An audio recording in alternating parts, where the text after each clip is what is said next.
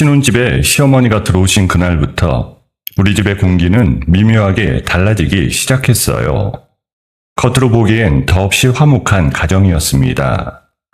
하지만 시어머니와 단둘이 남겨지는 순간 그 따뜻한 가면은 완전히 벗겨졌어요. 그날도 저녁상을 차리는데 시어머니가 부엌으로 슬그머니 들어오셨습니다. 손에는 누렇게 색이 변한 나물 한 접시가 들려 있었죠. 초원아, 이거 오늘 다 먹거라. 아까운 거 버리면 벌 받아. 저는 그 나물에서 풍기는 시큼한 냄새를 맡고 속이 울렁거렸습니다. 분명 며칠 전에 상에서 버리려던 반찬이었거든요. 그런데 시어머니는 그걸 다시 꺼내 제 밥그릇 옆에만 가만히 놓으셨습니다. 어머니, 이건 좀 상한 것 같은데 그냥 버리는 게 낫지 않을까요? 멀쩡한 걸 가지고 유난을 떠는구나. 내가 젊었을 적에는 이런 거 다 먹고 살았다. 시어머니가 입꼬리를 비틀며 돌아서는 순간 저는 그저 입술을 깨물 수밖에 없었습니다. 이런 일이 한두 번이 아니었으니까요. 유통기한이 한참 지난 우유, 곰팡이 핀 빵, 쉰내가 나는 국. 이상하게도 그런 음식들은 늘 제 밥그릇 앞에만 놓였습니다. 남편이 퇴근하고 돌아온 밤, 저는 용기를 내어 조심스럽게 말을 꺼냈어요. 민수야, 어머니가 자꾸 나한테만 상한 음식을 주시는 것 같아. 나 요즘 자꾸 배가 아파. 남편은 신발을 벗다 말고 미간을 잔뜩 찌푸렸습니다. 또 그 소리야? 우리 엄마가 어떤 사람인 줄 알고 그런 말을 해. 절대 그럴 뿐 아니야. 네가 너무 예민한 거라고. 예민한 게 아니라 진짜로. 그만해. 엄마가 들으면 얼마나 서운하시겠어. 좀 참고 살자, 응? 남편의 등 뒤로 닫히는 방문을 바라보며 저는 모든 말을 가슴속에 다시 삼켰습니다. 그래도 견딜 수 있었던 건 단 하나의 꿈 때문이었죠. 언젠가 내 이름으로 된 집을 마련하는 것. 그날까지만 버티자고 매일 밤 스스로를 다독였습니다. 그렇게 무더운 여름이 한창이던 어느 날 시어머니가 거실에서 부채질을 하며 뜻밖의 제안을 하셨어요. 얘들아, 우리 오랜만에 계곡이나 다녀오자. 더운데 시원한 물에 발도 담그고 가족끼리 화합도 좀 하고 말이야. 저는 그 말이 어쩐지 내키지 않았습니다. 평소 저를 그렇게 대하던 분이 갑자기 가족 화합을 들먹이는 게 영 어색했거든요. 하지만 남편이 제 손을 잡으며 간절한 눈빛으로 매달렸습니다. 주원아, 엄마가 모처럼 좋은 마음 먹으신 건데 가자. 너랑 엄마랑 사이 좋아지면 나도 얼마나 좋겠어. 결국 저는 마지못해 짐을 챙겼습니다. 그 길이 어떤 길인지도 모른 채 말이에요. 차로 2시간을 달려 도착한 계곡은 사람들로 북적였습니다. 우리는 시원한 나무 그늘 아래 평상 하나를 잡았어요. 자리를 잡자마자 남편이 벌떡 일어났습니다. 내가 얼른 고기 사올게. 엄마랑 초원이는 여기서 쉬고 있어. 금방 다녀올게. 남편은 제 대답도 듣지 않고 서둘러 차키를 챙겨 주차장 쪽으로 뛰어갔어요. 마트가 꽤 멀다고 했으니 한참은 걸릴 겁니다. 평상에는 시어머니와 저 단 둘만 덩그러니 남았어요. 매미 소리만 요란할 뿐 우리 사이엔 서늘한 침묵이 흘렀습니다. 저는 무릎을 모으고 앉아 흐르는 계곡물을 바라봤어요. 그때 시어머니가 옆에 둔 보온 가방을 주섬주섬 열기 시작하셨습니다. 그러더니 김이 모락모락 나는 큼직한 감자 하나를 꺼내 드셨죠. 초원아, 이거 봐라. 내가 너 주려고 새벽부터 정성껏 삶아왔다. 저는 시어머니의 그 환한 미소가 너무나 낯설어 등골이 오싹했어요. 한 번도 본 적 없는 표정이었으니까요. 시어머니는 그 감자를 제 입가로 거칠게 들이미셨습니다. 어머니, 저 지금은 별로 생각이 없어요. 이따 고기 구워지면 먹을게요. 무슨 소리야? 며느리 생각해서 특별히 챙겨온 건데. 어서 먹어. 한 입만 먹어보거라. 시어머니는 막무가내로 감자를 제 턱 밑까지 짓눌렀습니다. 뜨거운 감자가 입술에 닿자 저는 숨이 막혀 헛구역질이 나왔어요. 필사적으로 고개를 저으며 몸을 뒤로 뺐습니다. 싫어요. 안 먹는다니까요. 왜 이러세요? 어른이 주면 쿵말 없이 받아 먹어야지 어디서 고개를 저. 무조건 삼켜. 바로 그 순간이었습니다. 옆 평상에서 나무를 다듬고 계시던 동네 할머니 한 분이 벼락같이 일어나셨어요. 그러더니 성큼성큼 다가와 매서운 손길로 시어머니가 들고 있던 감자를 바닥으로 탁 쳐냈습니다. 이 사람아, 지금 제정신이야? 사람을 죽일 작정이야? 대굴대굴 굴러가는 감자를 손가락으로 가리키며 할머니가 다시 한번 크게 외치셨습니다.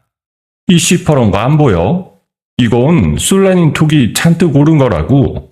이런 걸 먹였다간 사람 잡아. 멀쩡한 며느리한테 무슨 짓이야? 쩌렁쩌렁 울리는 할머니의 목소리에 주변 피서객들이 하나둘 우리 쪽으로 모여들기 시작했어요. 사람들의 웅성거림과 의심 어린 시선이 한꺼번에 시어머니에게 쏟아졌죠. 아니, 그게 저는 그냥 며느리가 예뻐서 몸에 좋으라고. 시어머니는 얼굴이 하얗게 질려 횡설수설하더니 갑자기 자리에서 벌떡 일어났습니다. 그러고는 챙겨온 짐들을 그대로 팽개친 채 도망치듯 펜션 방향으로 허둥지둥 내빼버리셨어요. 순식간에 벌어진 일이었습니다. 저는 평상 위에 덩그러니 혼자 남겨졌어요. 온몸이 사시나무처럼 떨려서 손가락 하나 까딱할 수 없었습니다. 바닥에 짓이겨진 새파란 감자와 시어머니가 미처 챙기지 못하고 버려두고 간 화려한 핸드백을 번갈아 바라봤습니다. 가슴 깊은 곳에서 알 수 없는 불길한 뒷감이 스멀스멀 기어올라왔어요. 저 감자는 정말 실수였을까? 아니면 처음부터 나를... 차마 그 생각의 끝을 맺지 못하고 저는 시어머니가 버리고 간 핸드백을 조용히 끌어당겼어요. 펜션으로 도망친 시어머니를 쫓아가야 한다는 걸 알면서도 제 손은 이상하게 그 핸드백에 먼저 가 닿았습니다. 가슴이 미친 듯이 뛰었어요.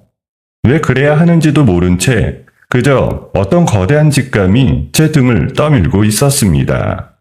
저는 떨리는 손으로 핸드백의 지퍼를 천천히 끌어내렸어요. 찌직거리는 소리가 유난히 크게 들렸습니다.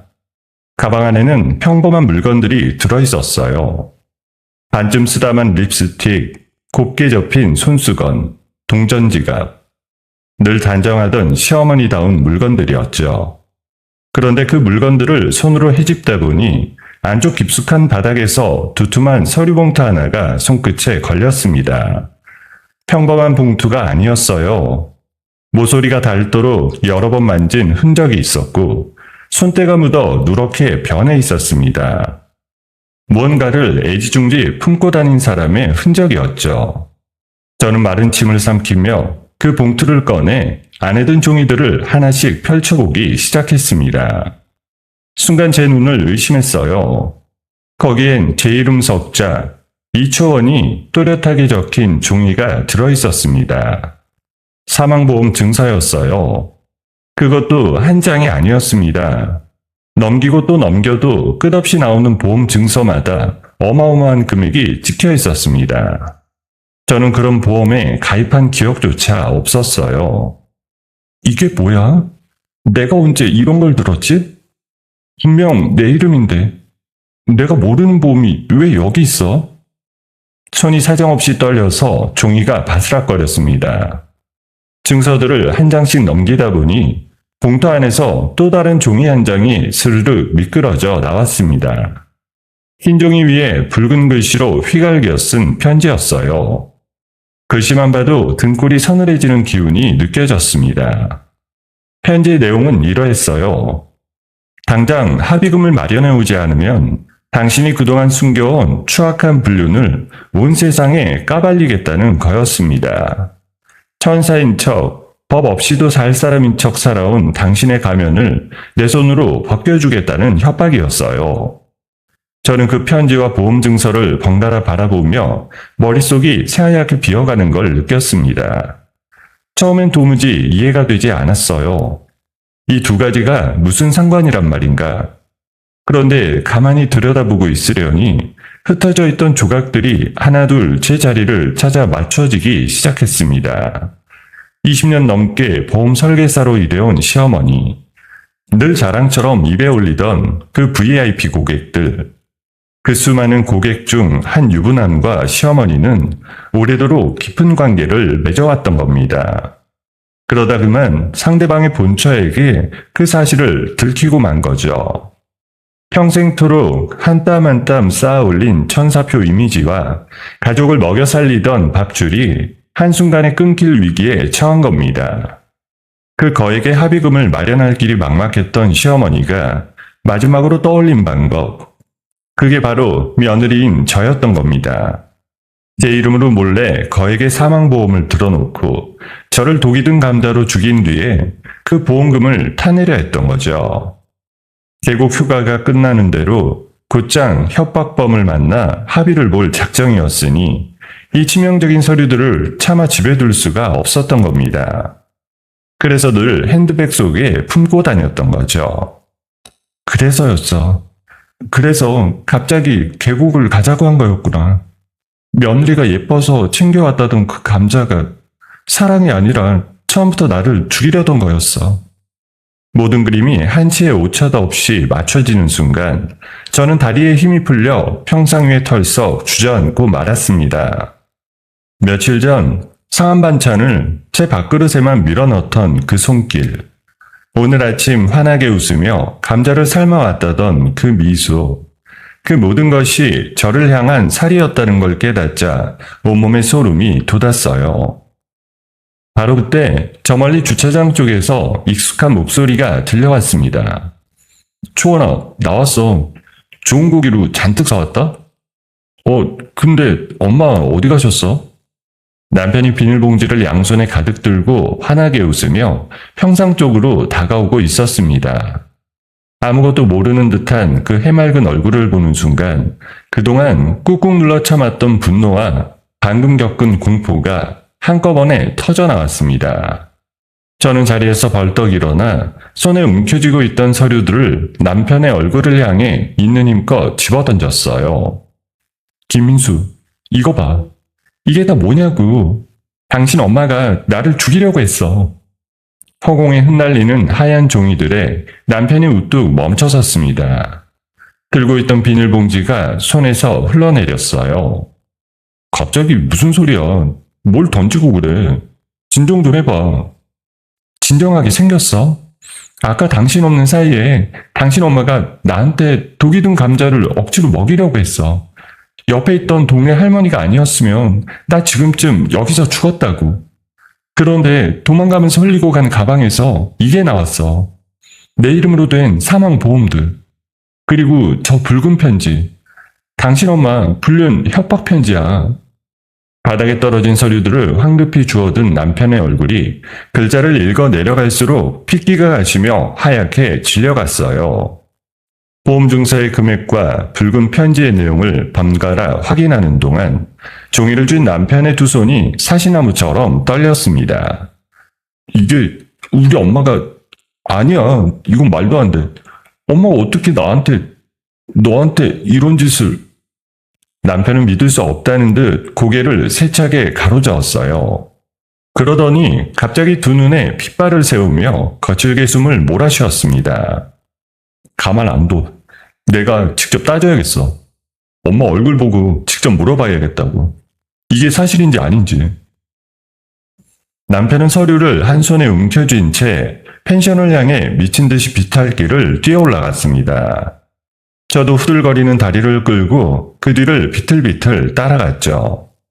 펜션에 다다른 남편이 시어머니가 묵던 방의 문을 부수듯 거칠게 열어젖혔습니다. 하지만 방 안은 텅 비어 있었어요. 시어머니의 짐가방은 물론 사람이 머물렀던 온기조차 남아있지 않았습니다. 자신의 살인계획이 들통난 걸 직감한 시어머니는 우리가 평상에서 서류를 확인하는 그 짧은 사이에 이미 종족을 감춰버린 겁니다. 남편이 다급하게 전화를 걸어왔지만 신호조차 가지 않았어요. 휴대폰마저 꺼둔 채 자취를 감춘 겁니다. 전화도 안 받아. 꺼져 있어. 도망갔나 봐. 엄마가 진짜로 도망갔다고. 남편은 텅 빈 방 한가운데 주저앉아 두 손으로 머리를 쥐어뜯었습니다. 저는 그런 남편의 뒷모습을 멍하니 바라보며 더 이상 망설이지 않기로 했습니다. 떨리는 손으로 휴대폰을 꺼내 천천히 112를 눌렀어요. 한자 누르는 손끝에 차가운 결심이 묻어났습니다. 여보세요? 신고 좀 하려고요. 우리 시어머니가 저를 독이 든 감자로 죽이려고 했어요. 제 이름으로 몰래 거액의 사망보험까지 들어놨고요. 지금 증거를 들고 도망쳤어요. 네, 계곡이에요. 빨리 좀 와주세요. 전화를 끊고 얼마 지나지 않아 경찰차가 요란한 사이렌을 울리며 계곡 입구로 들어섰습니다.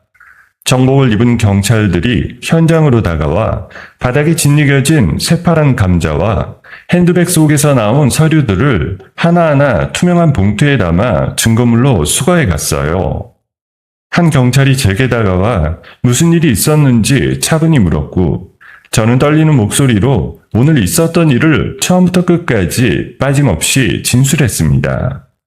그 모든 광경을 지켜보는 동안 제 마음은 비닐 장갑을 낀 경찰의 손길처럼 점점 차갑게 식어갔습니다. 이제 정말로 돌이킬 수 없게 되었다는 걸 알았어요. 시댁이라는 울타리, 그 안에서 며느리로 살며 꿈꾸던 평범한 행복은 오늘 산산조각이 났습니다. 옆에서 넋이 나간 채 경찰의 질문에 답하는 남편의 얼굴을 바라보며 저는 이제껏 한 번도 겪어보지 못한 길고 험난한 싸움 앞에 서 있다는 걸 직감했어요. 신고를 한 다음날 아침 뜻밖의 소식이 들려왔습니다. 그렇게 자취를 감췄던 시어머니가 경찰의 출석 요구를 견디지 못하고 하루 만에 제 발로 경찰서에 나타났다는 거였습니다. 저와 남편은 곧장 경찰서로 향했어요. 참관실 유리 너머로 보이는 시어머니의 얼굴은 어제 도망칠 때의 사색이 된 모습이 아니었습니다. 언제 그랬냐는 듯 차분하고 뻔뻔한 표정으로 의자에 앉아 있었죠. 조사관이 감자에 대해 묻자 시어머니는 조금의 흔들림도 없이 입을 열었습니다. 제가 무슨 죄를 지었다고 그러세요? 저는 그저 며느리 몸 생각해서 감자 하나 먹이려고 한 죄밖에 없습니다. 그게 독인 줄 제가 어떻게 알았겠어요? 다 며느리 먹이려고 한 일이에요. 저는 그 기막힌 변명을 듣고 있자니 온몸이 부들부들 떨렸습니다. 사망보험은 어떻게 설명할 거냐고 따져 묻고 싶었지만 유리벽이 저를 가로막고 있었어요. 그런데 그때 제 옆에서 변명을 듣고 있던 남편이 갑자기 무너져 내렸습니다. 남편은 경찰들이 보는 앞에서 무릎을 털썩 꿇더니 두 손으로 얼굴을 감싸고 오열하기 시작했어요. 초원아, 미안해. 정말 미안해.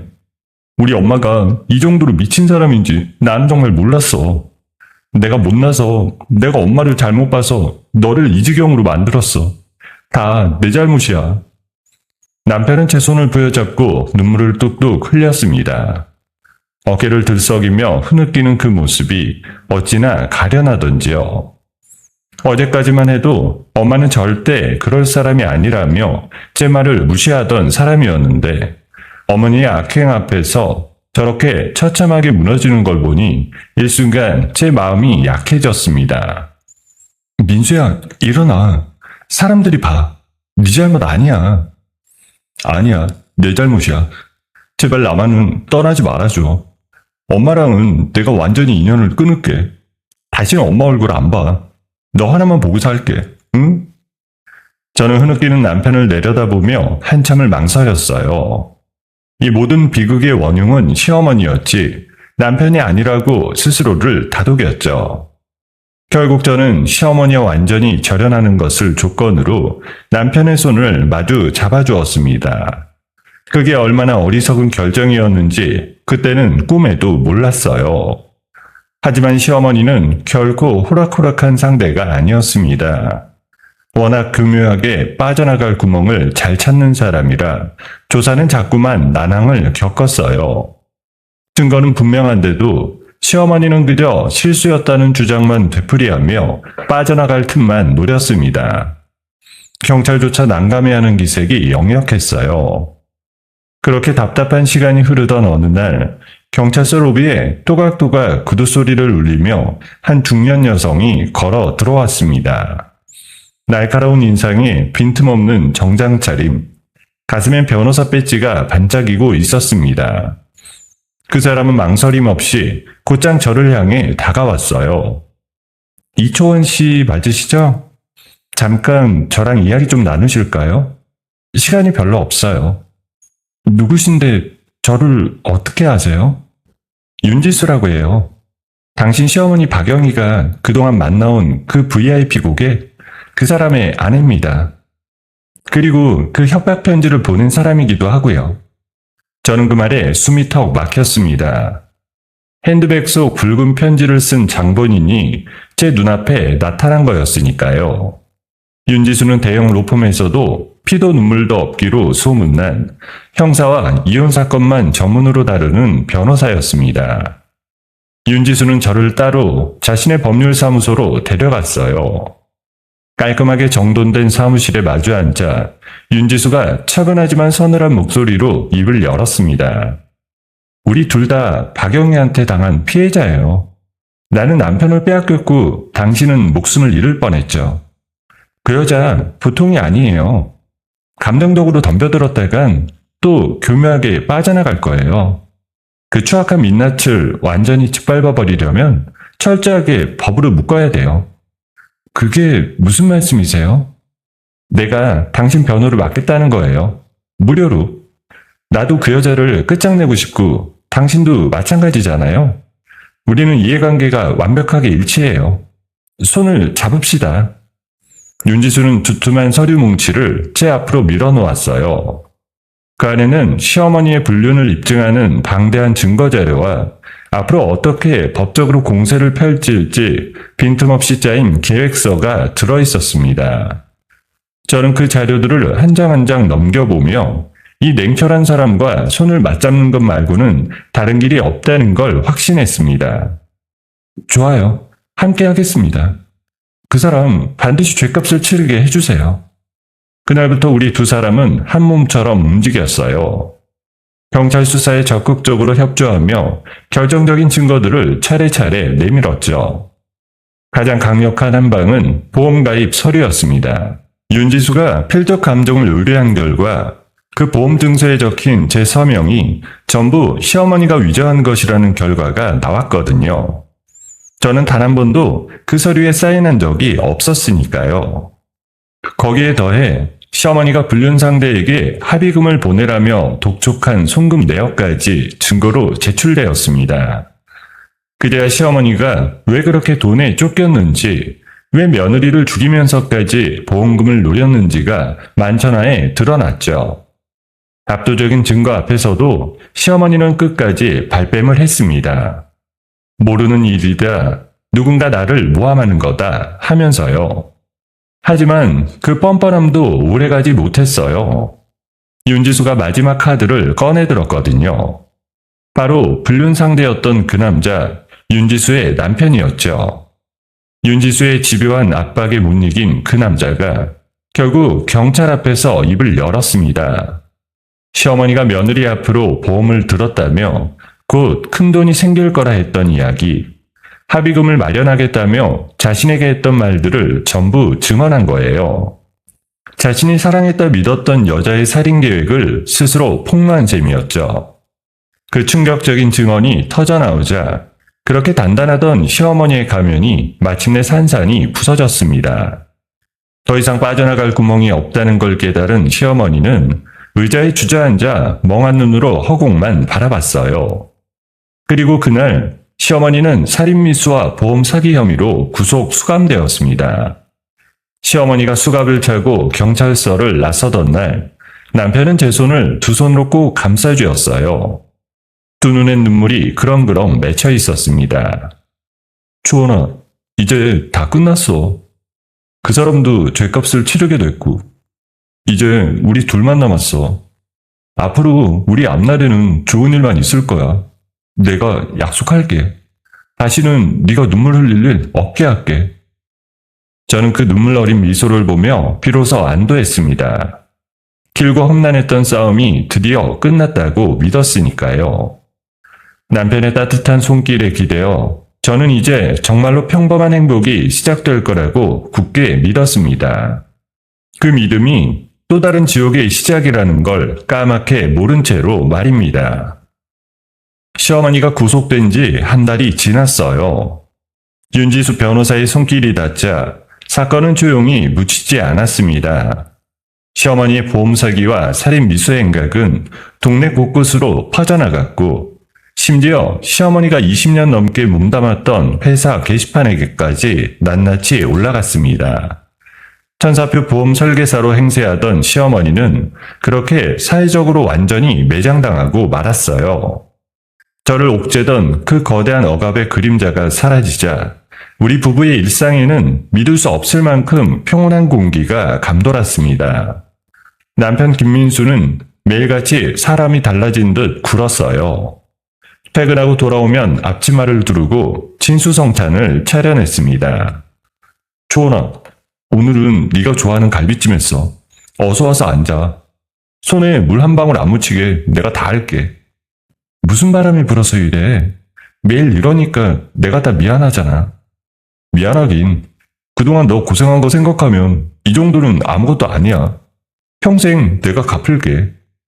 저는 그런 남편의 모습에 그동안의 상처가 조금씩 아물어가는 걸 느꼈습니다.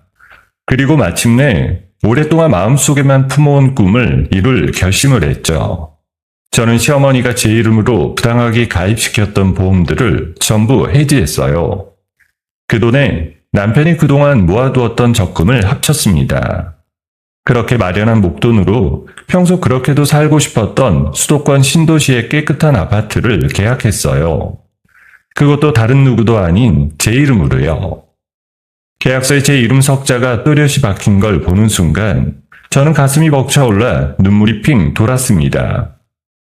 드디어 내 집이 생겼어. 정말로 내 이름으로 된 집이라니. 이삿짐을 옮기던 날 남편은 새집 현관 앞에서 도어락 비밀번호를 누르며 저를 돌아봤습니다. 비밀번호는 네 생일로 해놨어. 이 집은 온전히 네 거니까. 앞으로는 절대 네 눈에서 눈물 흘리게 하는 일 없을 거야. 그러더니 주머니에서 작은 상자를 꺼내 반짝이는 목걸이를 제 목에 걸어주었습니다. 값비싼 물건이라는 걸 한눈에 알 수 있었죠. 차가운 보석이 목에 닿는 순간 저는 깊은 안도감에 젖어들었습니다. 이따금 과거에 끔찍했던 계곡에서의 일이 악몽이 되어 저를 덮칠 때가 있었습니다. 한밤중에 식은땀을 흘리며 벌떡 일어나면 남편은 잠에서 깨어 밤새도록 저를 품에 안고 등을 토닥여줬어요. 괜찮아. 다 지나간 일이야. 내가 옆에 있잖아. 이제 아무도 너 못 건드려. 민수야, 네가 없었으면 나 그 지옥을 어떻게 버텼을까? 정말 고마워. 저는 진심으로 그렇게 믿었습니다. 이 남자가 없었다면 그 끔찍한 시간을 결코 견뎌내지 못했을 거라고요. 남편은 제게 유일한 안식처였습니다. 새 집에 어느 정도 적응이 되자 저는 그동안의 고마움을 갚고 싶어 윤지수 변호사를 집으로 초대했어요. 정성껏 음식을 차려 근사한 식사를 대접했습니다. 윤지수는 처음엔 제 곁을 지키는 남편을 다소 경계하는 눈치였어요. 어쨌거나 남편은 가해자인 시어머니의 아들이었으니까요.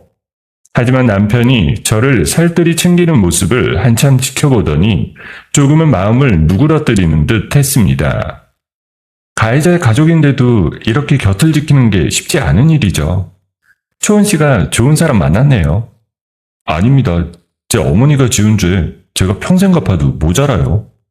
초은이 행복하게 해주는 게 제 유일한 속죄입니다. 저는 그 말을 들으며 가슴이 뭉클했어요. 윤지수도 흐뭇한 미소를 지었습니다. 얼마 후 저는 새 직장으로 이직하는 데까지 성공했어요. 일과 삶의 균형을 완벽하게 되찾은 겁니다. 주말이면 남편과 손을 잡고 가구를 보러 다녔어요. 어떤 소파가 좋을지, 식탁은 어떤 색이 어울릴지 머리를 맞대고 고민하는 시간들이 그렇게 달콤할 수가 없었습니다. 마치 결혼식을 막 올린 신혼부부로 돌아간 것만 같았어요. 우리 거실엔 따뜻한 색 조명이 좋겠지? 저녁마다 여기 앉아서 차 마시면 얼마나 좋을까? 좋지. 네가 원하는 대로 다 하자. 이 집은 네 보금자리니까. 한 번에 거대한 폭풍이 휩쓸고 지나간 자리에 피어난 이 행복이 저에게는 너무나도 소중했습니다. 그래서였을까요? 가끔 남편의 휴대폰 화면에 정체 모를 대출 안내 문자들이 떠도 저는 그저 흔한 광고겠거니 하고 대수롭지 않게 넘겨버렸습니다. 행복에 취해 있던 저는 그 사소한 신호들이 무엇을 의미하는지 미처 알아채지 못했던 거예요. 그렇게 모든 것이 제자리를 찾았다고 굳게 믿던 어느 날 밤이었습니다. 남편이 회사 회식에 다녀와 술에 잔뜩 취한 채 골아 떨어졌어요. 거실은 고요했고 저는 잠이 오지 않아 소파에 앉아 있었습니다.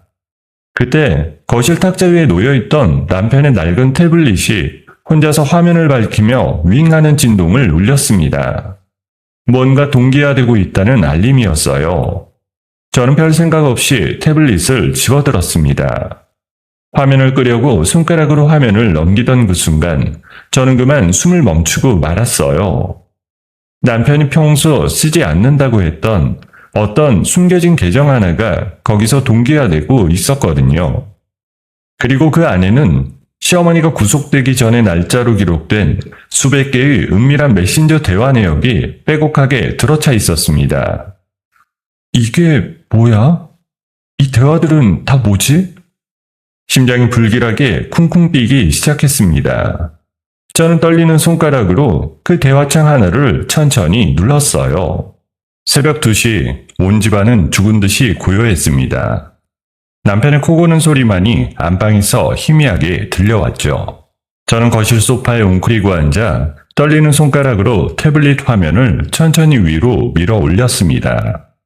대화 내역은 끝도 없이 이어졌어요. 처음 몇 줄을 읽어 내려가는 순간부터 저는 손이 덜덜 떨려 화면을 제대로 볼 수가 없었습니다. 그 대화 속의 남편은 제가 알던 사람이 아니었어요. 무리하게 주식에 손을 댔다가 수억 원의 빚을 진 남편이 사채업자들에게 협박을 당하며 시어머니에게 돈을 구걸하고 있었습니다. 엄마, 제발 돈 좀 마련해줘.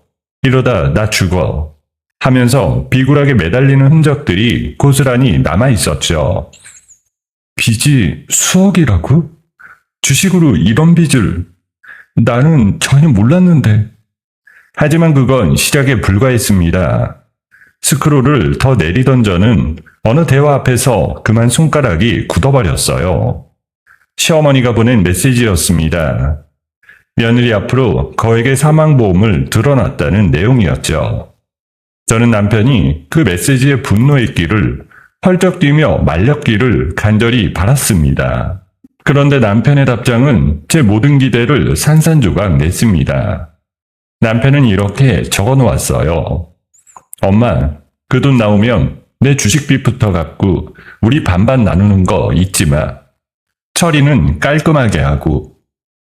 아니야, 이건 아니야. 이럴 수가 없어. 민수가 이걸 알고 있었다고? 입을 틀어 막았지만 흐느낌이 새어나왔습니다. 경찰서에서 무릎을 꿇고 흘리던 그 눈물, 새집 현관에서 제 생일로 비밀번호를 누르며 짓던 그 다정한 미소, 악몽에 시달릴 때마다 밤새 저를 안고 등을 토닥이던 그 따뜻한 손길, 그 모든 것이 거짓이었습니다. 오직 제 목숨값이 통장에 떨어지기만을 기다리며 연기한 소름 끼치는 사기극이었습니다. 저는 그제야 깨달았어요.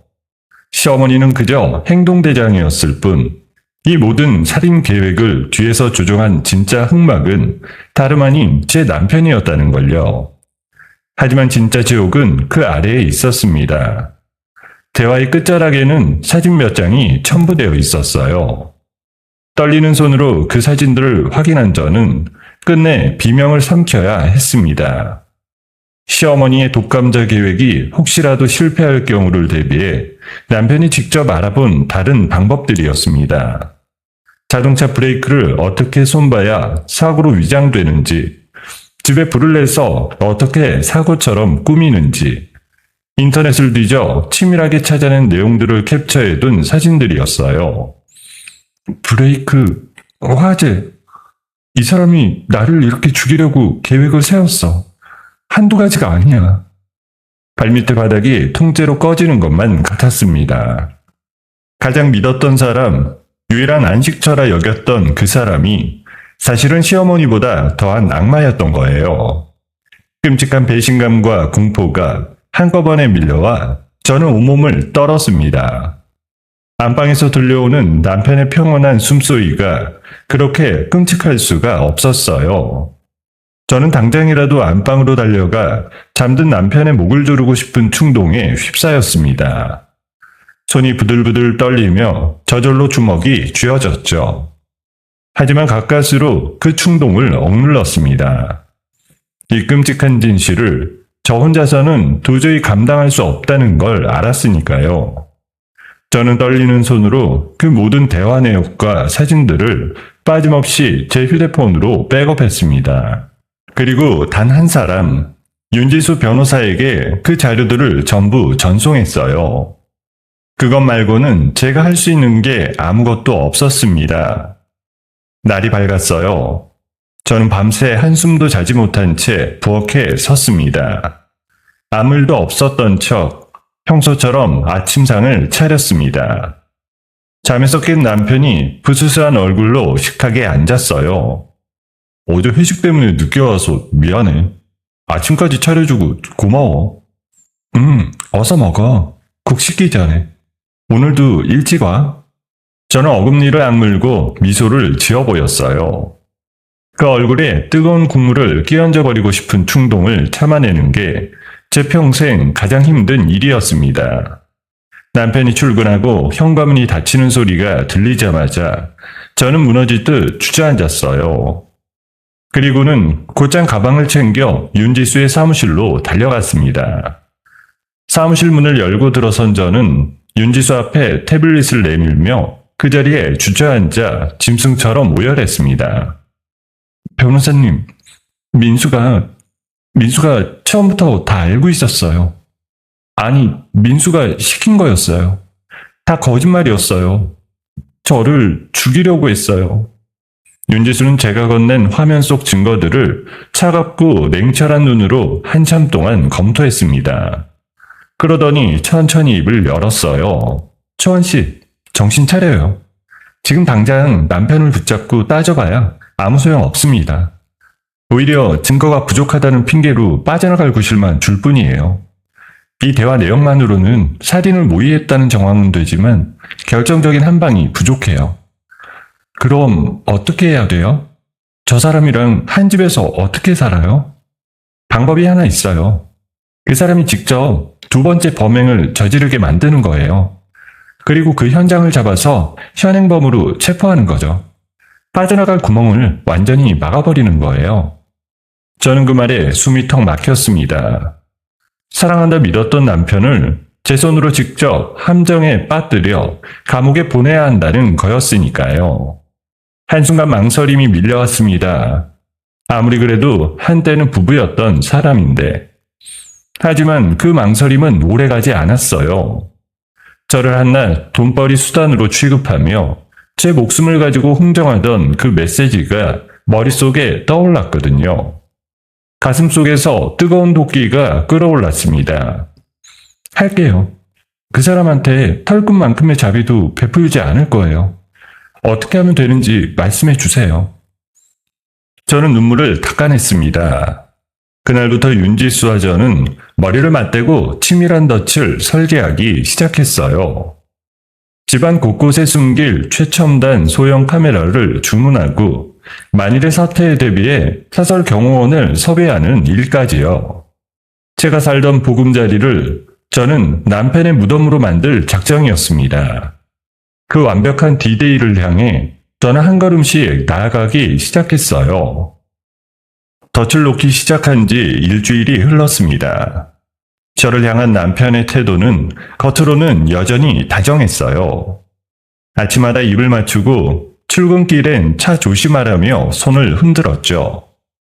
저녁이면 변함없이 따뜻한 밥상을 차려냈고요. 하지만 저는 이제 그 다정함의 정체를 알고 있었습니다. 그 부드러운 가면 아래에서 무언가가 빠르게 골마 터지고 있다는 걸요.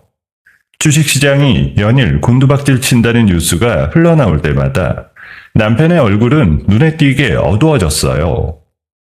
텔레비전 앞에서 입술을 잘근잘근 깨물거나 식탁에 앉아 멍하니 허공을 바라보는 일이 잦아졌죠.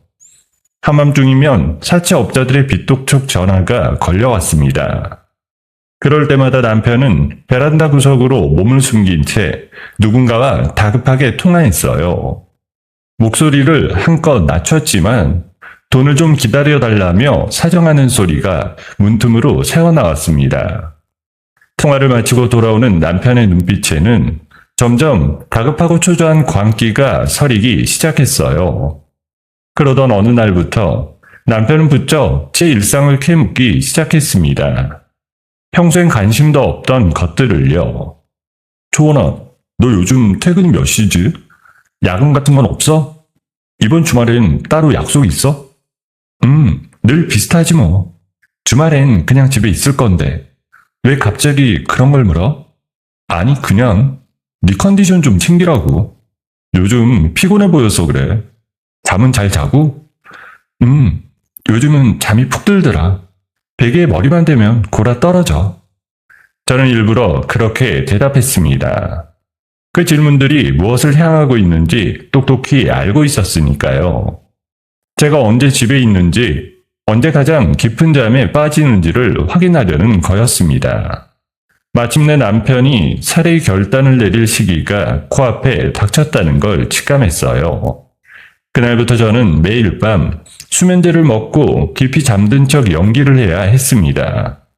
실제로는 한숨도 자지 못한 채 온 신경을 곤두세우고 어둠 속에서 남편의 움직임에 귀를 기울이면서요. 분명히 그날은 어느 주말 밤에 찾아왔습니다. 저는 저녁을 먹은 뒤 거실 소파에 누워 평소처럼 텔레비전을 보다 골아 떨어진 척 눈을 감았습니다. 일부러 숨소리를 깊고 고르게 냈습니다. 낮게 깔린 텔레비전 소리 너머로 남편의 발소리가 조심스럽게 다가오는 게 느껴졌어요. 남편은 제 얼굴 가까이로 천천히 몸을 숙였습니다. 그러고는 제 얼굴 위로 손바닥을 가만히 휘저었어요. 제가 정말로 깊은 잠에 빠졌는지 확인하는 거였습니다. 코앞에서 느껴지는 남편의 숨결이 그렇게 섬뜩할 수가 없었어요. 등줄기로 식은땀이 주르륵 흘렀지만 저는 눈꺼풀 하나 떨지 않으려고 안간힘을 썼습니다. 죽은 듯이 정말 죽은 사람처럼 누워 있었죠. 제가 미동도 하지 않자 남편은 안심한 듯 가만히 몸을 일으켰습니다. 그리고 주방 쪽으로 발길을 돌렸어요. 바로 그 순간 저는 신락같이 눈을 떴습니다. 그리고 어둠 속에서 멀어지는 남편의 뒷모습을 숨죽여 지켜봤어요. 남편은 주방을 가로질러 베란다 다용도실 구석으로 은밀하게 걸어갔습니다. 그곳엔 오래된 도시가스 배관 밸브가 있었어요. 남편이 주머니에서 묵직한 무언가를 꺼냈습니다. 미리 준비해둔 몽키 스패너였어요. 남편은 그 공구를 가스 밸브 연결 부위에 걸고 천천히 돌려 풀기 시작했습니다. 이내 쉬익하는 미세한 소리가 적막한 거실을 가르며 퍼져나갔어요. 가스가 새어나오는 소리였습니다. 그 소리를 듣는 순간 저는 온몸의 털이 곤두서는 걸 느꼈어요. 정말로 하는구나. 망설임도 없이. 나를 진짜로 죽이려는 거야. 남편은 거기서 멈추지 않았어요.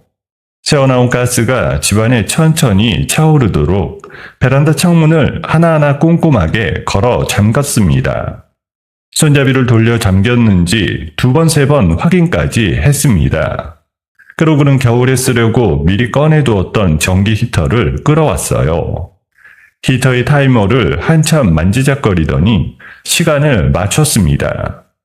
새벽 3시, 인적이 가장 드물고 제가 가장 깊이 잠들어 있을 시간이었어요. 타이머가 작동해 히터에서 작은 스파크가 튀는 순간 가스로 가득 찬 집은 한순간에 폭발할 거였습니다. 그러면 모든 게 우연히 일어난 가스 누출 사고로 위장되겠죠. 누구도 의심하지 못할 완벽한 설계된 밀실 살인이 제 눈앞에서 실시간으로 펼쳐지고 있었습니다. 모든 세팅을 마친 남편은 거실로 돌아와 잠든 척하는 저를 잠시 내려다봤어요. 그 시선엔 한 점의 망설임도 죄책감도 없었습니다. 그저 차갑고 무심한 눈빛뿐이었어요. 한때 사랑한다 속삭이던 그 사람이 정말 맞나 싶을 만큼요. 저는 그 시선을 감은 눈꺼풀 너머로 고스란히 느끼며 터져나오려는 분노를 가까스로 삼켰습니다. 이내 남편은 미리 챙겨둔 가방을 들고 현관으로 향했어요. 친구들이랑 밤낚시 간다고 단톡방에도 다 올려놨으니까 알리바이는 완벽해. 아침에 와서 놀란 척만 하면 되겠다. 남편은 그렇게 친구들과의 밤낚시를 알리바이 삼아 서둘러 신발을 신고 현관문을 열었습니다. 또락이 잠기는 그 짧은 전자음이 어둠 속에 울려 퍼졌어요. 그 소리가 들리자마자 저는 용수철처럼 자리에서 튀어올랐습니다. 단 한순간도 지체할 수 없었어요. 곧장 전기 히터로 달려가 코드를 콘센트에서 뽑아버렸습니다. 그리고 베란다로 뛰어가 풀려있던 가스 밸브를 원래대로 꽉 잠갔습니다. 손이 사정없이 떨려 처음엔 헛돌았지만 이를 악물고 단단히 조였어요. 마지막으로 걸어 잠긴 창문들을 미친 듯이 활짝 열어젖혀 집안에 가득 찬 가스를 밖으로 내보냈습니다. 차가운 밤 공기가 한꺼번에 밀려 들어오자 저는 그제야 참았던 숨을 길게 토해냈어요. 됐어. 다 막았어. 살았다. 이제 됐어. 겨우 숨을 고른 저는 천장으로 시선을 옮겼습니다. 거실 천장에 달린 화재 감지기, 그리고 주방 환풍기. 그 두 곳에는 제가 윤지수 변호사와 함께 며칠 전 미리 숨겨둔 초소형 카메라가 들어있었어요. 누구도 눈치챌 수 없는 위치였습니다. 저는 떨리는 손으로 휴대폰을 꺼내 녹화된 영상을 확인했어요. 남편이 몽키 스패너로 밸브를 풀고 창문을 잠그고 히터 타이머를 새벽 3시로 맞추던 그 모든 과정이 선명하게 담겨 있었습니다. 단 하나의 빈틈도 없이 어둠 속 표정까지 또렷하게요. 잡았어. 이제 네가 빠져나갈 구멍은 어디에도 없어. 저는 곧바로 윤지수 변호사에게 전화를 걸었습니다. 변호사님, 끝났어요. 그 사람 방금 다 하고 나갔어요. 영상도 완벽하게 찍혔고요. 잘했어요, 초원 씨. 침착하게 정말 잘 버텼어요. 담당 형사님한테 지금 바로 연락 넣을게요. 이제 그 사람이 제 발로 돌아오게 만들면 돼요. 오늘 밤 안에 모든 준비를 끝냅시다.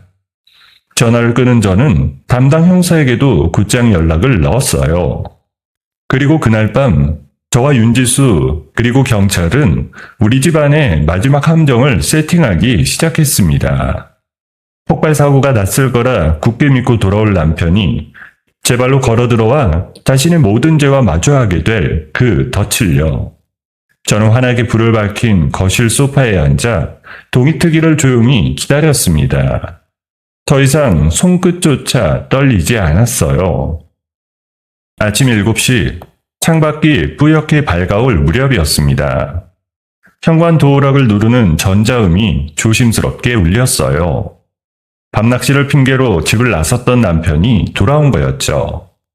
폭발 사고로 집이 다 타버렸을 거라 믿고 비통한 표정을 연기할 준비를 단단히 하고 들어섰을 겁니다. 충격에 빠진 가엾은 남편 역할을 완벽하게 해내려고요.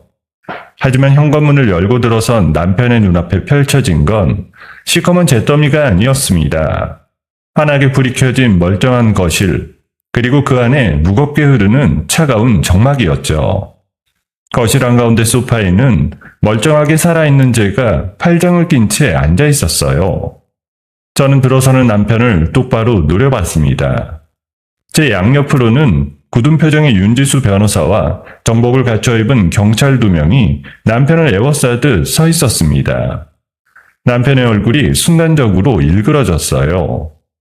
제가 살아있다는 사실에 당황한 기색이 역력했습니다. 들고 있던 가방을 떨어뜨릴 뻔하다 겨우 움켜쥐었어요. 하지만 남편은 이내 그 표정을 애써 감추고 아무것도 모르는 척 능청스럽게 입을 열었습니다. 다들 여기서 뭐 하는 거야? 아침부터 경찰분들이 우리 집에 웬일이세요? 조원아, 무슨 일 있었어? 어디 다친 데는 없고? 남편이 저를 향해 슬그머니 다가오려 하자 윤지수가 매서운 눈짓으로 그 걸음을 딱 가로막았어요. 김인수 씨, 거기 멈춰요. 한 발짝도 다가오지 마시고요. 그 더러운 손 초원 씨한테 대지 마시고요. 윤지수는 손에 들고 있던 두툼한 서류 뭉치를 탁자 위에 탁 던졌습니다. 종이들이 펼쳐지며 흩어졌어요. 남편의 숨겨진 계정에서 동기화된 그 모든 메신저 대화 내역이 빠짐없이 출력된 종이들이었죠. 시어머니랑 같이 짠 살인 계획부터 사채 업자한테 빚독촉 당한 정황, 보험금 반반 나누기로 한 약속까지 증거는 이미 다 확보됐어요. 여기서 발뺌할 생각은 아예 접는 게 좋을 겁니다. 남편의 시선이 그 서류 위로 천천히 떨어졌어요. 자신이 직접 쓴 메시지들을 알아본 순간 남편의 얼굴에 잠시 균열이 갔습니다. 핏기가 가시는 게 눈에 보였어요. 하지만 남편은 그래도 끝까지 발버둥을 쳤습니다. 이게 다 무슨 소리예요? 나는 정말 모르는 일이에요. 누가 내 명의를 도용해서 꾸민 거라고요. 초원아, 너 설마 진짜로 나를 의심하는 거야? 우리가 어떤 사이인데? 우리가 어떤 사이냐고? 그래, 어떤 사이였는지 내가 똑똑히 보여줄게. 바로 그 순간이었어요. 저는 자리에서 일어나 거실 대형 텔레비전의 전원을 켰습니다. 그러고는 미리 준비해둔 영상을 재생했죠. 화면 속에는 지난밤에 남편이 고스란히 담겨 있었습니다. 몽키 스패너로 가스밸브를 풀고 베란다 창문을 하나씩 걸어 잠그고 전기 히터의 타이머를 새벽 3시로 맞추던 그 악마 같은 모습이요. 적외선 카메라로 찍힌 초고화질 영상은 어둠 속 남편의 무표정한 얼굴 하나까지 또렷하게 담아내고 있었습니다. 잠든 저를 차갑게 내려다보던 그 눈빛까지도요. 빼도 박도 못하는 그 영상이 흐르자 남편의 얼굴이 순식간에 잿빛으로 변했어요. 다리에 힘이 풀린 듯 그 자리에 털썩 주저앉더니 짐승 같은 신음을 흘렸습니다. 아니야, 이거 이럴 리가 없어. 집에 카메라가 있었다고? 그래, 다 찍혔어. 네가 나를 어떤 식으로 죽이려 했는지 한순간도 빠짐없이 전부 다. 네가 잠든 내 얼굴을 내려다보던 그 눈빛까지 전부. 남편은 바닥을 기어 제게 다가왔습니다. 그러더니 제 바짓가랑이를 와락 부여잡고 매달리기 시작했어요. 초원아, 제발. 내가 잠깐 미쳤었어. 주식비 때문에 정신이 나갔던 거야. 사채업자들이 날 죽인다고 협박해서 나도 어쩔 수가 없었어. 한 번만 용서해줘. 우리 다시 시작하자, 응? 저는 제 다리를 붙잡은 남편의 손을 가만히 내려다봤습니다. 한때는 그 손을 잡고 세상에서 가장 따뜻하다 느꼈었죠. 악몽에 시달릴 때마다 그 손길에 기대 잠들었고요. 저는 경멸 어린 눈빛으로 그 손을 차갑게 쳐냈습니다. 네 그 가짜 눈물에 또 속을 줄 알아? 경찰에서 무릎 꿇고 울던 것도, 새집에서 내 생일로 비밀번호 누르던 것도, 밤마다 식은땀 흘리는 나를 안아주던 것도, 그게 다 내가 죽기만을 기다리면서 한 연기였잖아. 나는 너한테 사람이 아니었어. 그냥 통장에 찍힐 보험금이었지. 조원아, 한 번만 그 이름 부르지 마. 네 입에 오르면 내 이름이 더러워지니까. 대기하고 있던 경찰들이 즉시 남편에게 다가갔습니다. 그러고는 특수살인 미수와 보험사기 공모 혐의로 남편의 양손에 수갑을 채웠어요. 차가운 쇠붙이가 손목에 철컥 감기는 소리가 거실에 울렸습니다. 한 경찰이 남편에게 묵비권을 행사할 수 있고 변호인을 선임할 권리가 있음을 또박또박 고지했습니다. 남편은 넋이 나간 채 끌려 일어나면서도 자꾸만 제 쪽으로 고개를 돌렸어요. 경찰들은 그런 남편을 무자비하게 현관 밖으로 끌고 나갔습니다. 수갑을 찬 채 아파트 복도를 끌려가는 남편의 비참한 물고를 소란을 듣고 문 밖으로 나온 이웃 주민들이 경악 섞인 눈으로 지켜봤습니다. 다정한 신혼부부인 줄로만 알았던 두 사람이었으니까요. 수군거리는 소리가 복도를 가득 메웠습니다. 저는 현관문의 비스듬히 기대어 서서 그 수치스러운 퇴장을 끝까지 냉정하게 지켜봤습니다. 단 한 방울의 눈물도 흘리지 않았어요. 남편의 뒷모습이 엘리베이터 너머로 완전히 사라지자 윤지수가 제 곁으로 다가와 어깨를 가만히 다독였어요. 잘 버텼어요, 초은 씨. 정말 잘했어요. 이만큼 단단해지기까지 얼마나 힘들었을지 알고 있어요. 이렇게 끝나는 거였네요. 제가 그렇게 믿고 사랑했던 사람이. 끝이 아니에요. 오히려 시작이죠. 저 사람 형량은 시어머니보다 훨씬 무거울 거예요. 살인을 직접 손으로 실행한 데다 처음부터 끝까지 모든 걸 계획한 진짜 주범이니까요. 그리고 이게 다가 아니에요. 윤지수는 손에 들고 있던 또 다른 서류를 제게 내밀었어요. 그 사람과 시어머니가 당신한테 입힌 그 모든 피해, 빼앗아간 시간과 정신적인 고통까지 전부 다 돈으로 받아낼 거예요. 민사소송 준비는 이미 다 끝났습니다. 저들이 가진 마지막 한 푼까지 전부 당신 몫으로 돌려놓을 거예요. 그게 저들에게 내릴 진짜 벌이에요. 저는 그 서류를 두 손으로 받아들었습니다. 텅 빈 거실에 아침 햇살이 길게 들어와 바닥을 비추고 있었어요. 어제까지 제 보금자리였던 이 집은 오늘 남편의 무덤이 되었습니다. 저는 창가로 다가가 아래쪽 주차장에서 남편을 태우고 떠나는 호송차를 내려다봤어요. 길고 길었던 이 싸움이 마침내 끝을 향해 가고 있었습니다. 남편이 체포되고 한 달이 지났습니다. 시어머니와 남편은 같은 사건의 공범으로 나란히 법정에 섰습니다. 하지만 두 사람은 결코 한편이 아니었어요. 오히려 서로를 잡아먹지 못해 안달이었죠. 시어머니가 먼저 입을 열었습니다. 모든 게 아들이 시킨 일이라고요. 자식이 빚 때문에 죽게 생겼다며 매일같이 울고불고 매달리는 통에 어미된 마음에 어쩔 수 없이 따랐을 뿐이라는 거였습니다. 자기는 그저 아들이 시키는 대로 한 불쌍한 어미라며 눈물까지 쥐어짰어요. 제가 무슨 힘이 있었겠어요.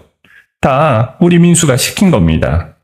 그 애가 돈 안 구해오면 죽는다고 사채업자들이 자기를 죽인다고 매달리는데 어떤 어미가 모른 척을 하겠습니까?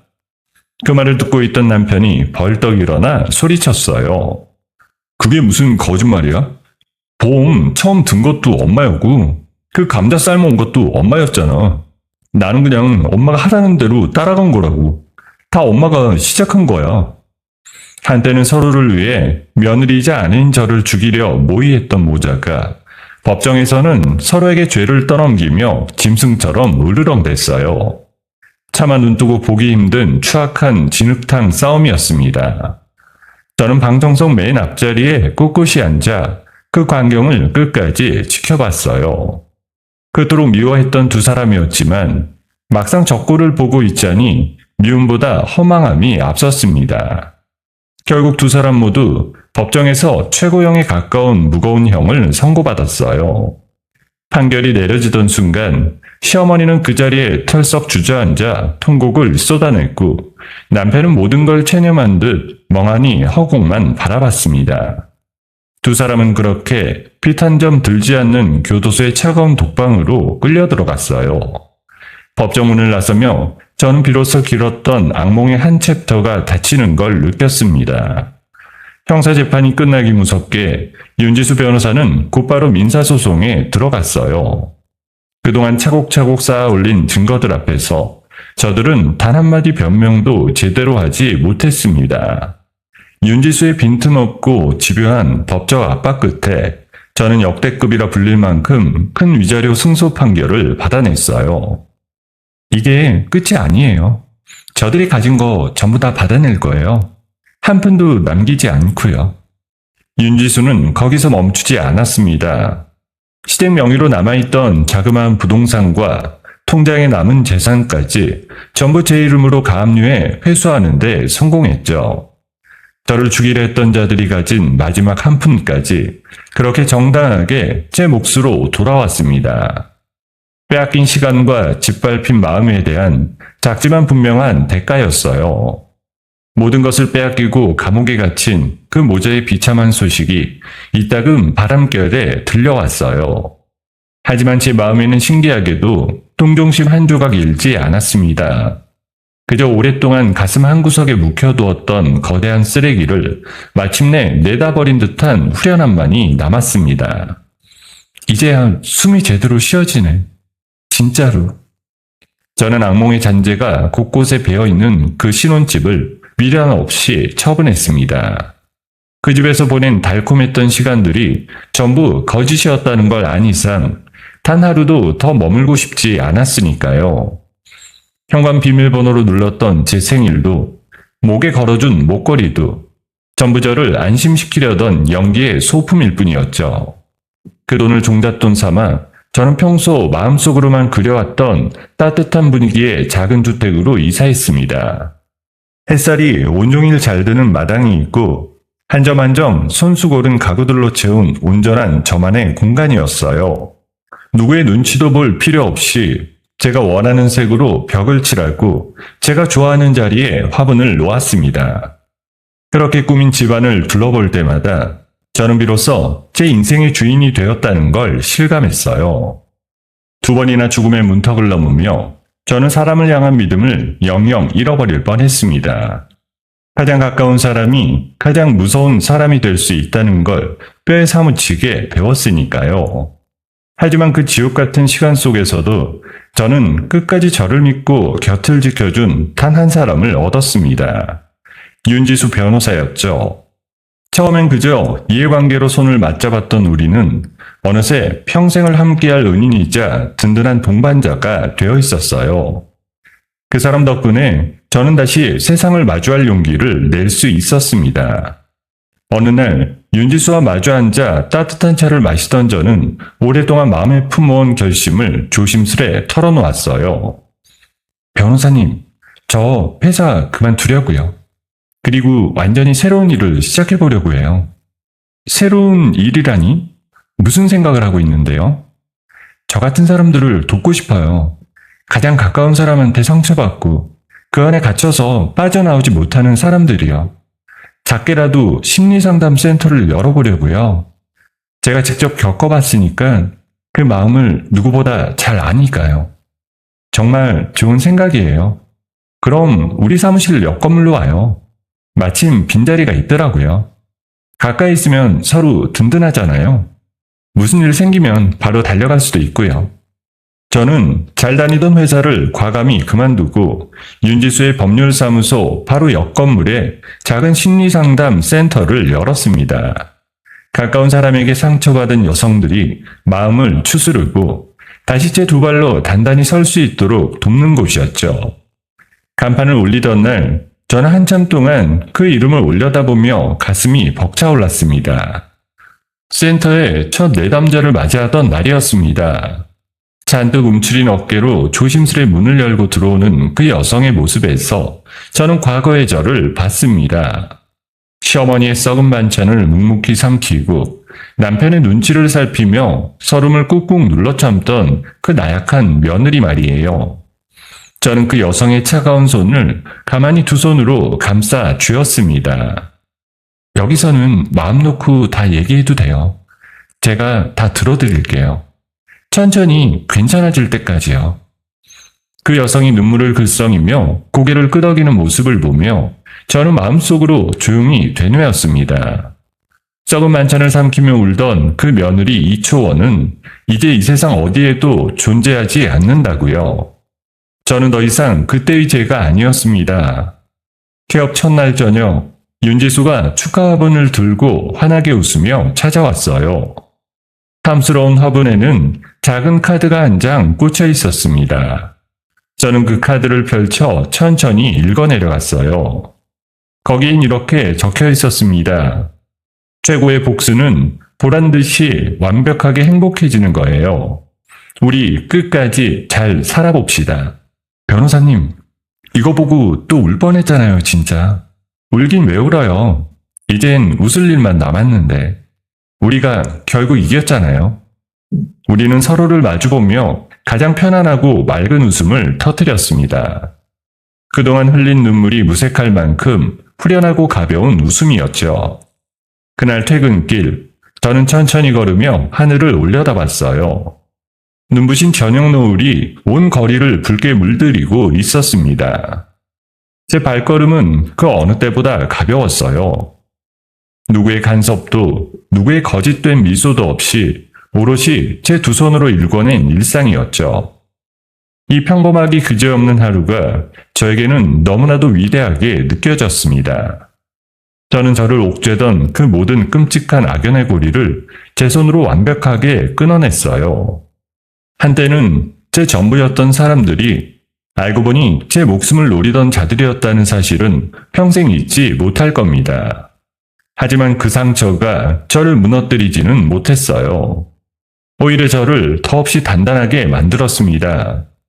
이제 제 앞에는 누구의 위협도 어떤 거짓도 없는 오직 저만의 인생이 찬란하게 펼쳐져 있었습니다. 그거면 충분했어요. 정말로 충분했습니다. 가장 가까운 사람들이 휘두른 칼날 앞에서도 무너지지 않고 두 번의 죽을 고비를 제 힘으로 헤쳐나온 이초원의 모습이 어떻게 다가오셨을지 궁금합니다. 썩은 반찬을 삼키며 서름을 참던 나약한 며느리는 이제 어디에도 없습니다. 그 자리에는 자신의 이름으로 된 집과 일을 일궈내고 또 다른 상처받은 이들의 손을 잡아주는 단단한 한 사람이 서 있을 뿐입니다. 누군가에게 배신당해 본 적 있는 분이라면 이초원의 눈물과 그 끝에 피어난 후련한 웃음에 더욱 마음이 가셨을 겁니다. 사람은 가장 깊은 어둠을 지나야 비로소 진짜 자신의 빛을 찾는다는 걸 이초원이 보여준 것 같습니다. 시어머니의 독살과 남편의 배신을 모두 견뎌내고 마침내 온전히 자신의 인생을 되찾은 이초원에게 따뜻한 응원의 한마디를 댓글로 남겨주시면 어떨까요? 오늘의 이야기가 마음에 남으셨다면 구독 버튼도 꾹 눌러주시길 부탁드립니다. 감사합니다.